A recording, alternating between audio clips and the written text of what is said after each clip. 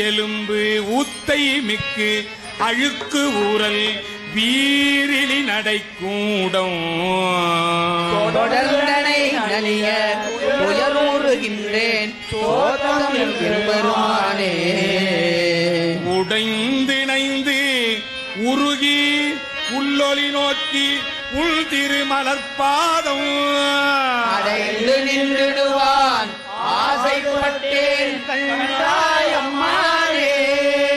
அலிபுள் நகத்து புறந்தோல் மூடி அடியே நுடையாக்கை